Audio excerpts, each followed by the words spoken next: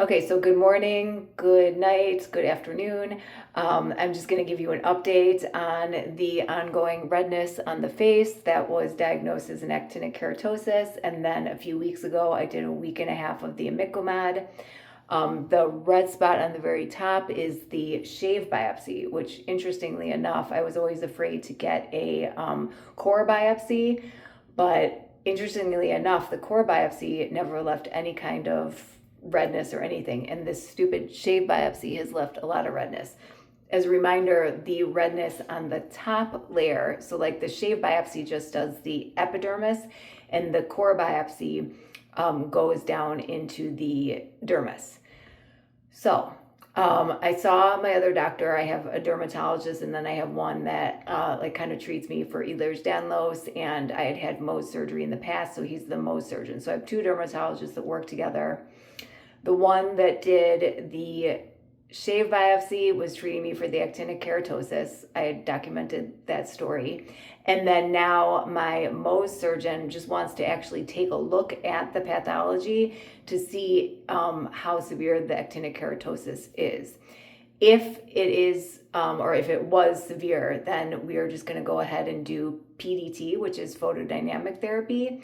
And he explained to me that that's a better option than other options such as laser or a peel, chemical peel, because those are also options for actinic keratosis if it's not treated by the creams, or if you have like reactions to the creams like I do. So that would be the next option. It just does the epidermis, so it wouldn't go any deeper into the dermis. So he's less concerned about like side effects with my Ehlers-Danlos. So in the meantime, what he had wanted me to do before, but I was kind of worried before because we didn't really know what we were treating and we were just treating redness, is he had wanted me to do Mirvaso. He prescribed Mirvaso. I even had a dermatologist prescribe Rhofade. These are both vasoconstrictors. They're used for rosacea. The main thing with these is that these are not treatments for rosacea. These only treat the redness. And then the bad thing about them is they're temporary, and then you can get some residual or rebound redness. So sometimes the redness can be even worse. But at this point, you know, the redness comes and goes. I'm willing to try whatever. So in my next few videos, I'm going to do comparisons of the Mirvaso versus the Rhofade. And I'm going to let you know. I tried it briefly. I've tried the Mirvaso last night, and this thing went away. It was unbelievable. So I'm going to see which one I like better, but more importantly, which one has less rebound redness.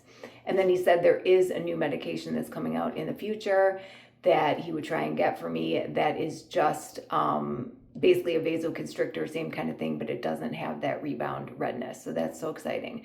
So please let me know if you've tried any of these things, if you've tried Rhofade, if you've tried Mirvaso, if you've tried PDT, or even lasers or chemical peels for actinic keratosis. Let me know in the comments, and I have lots of videos coming up on all of this.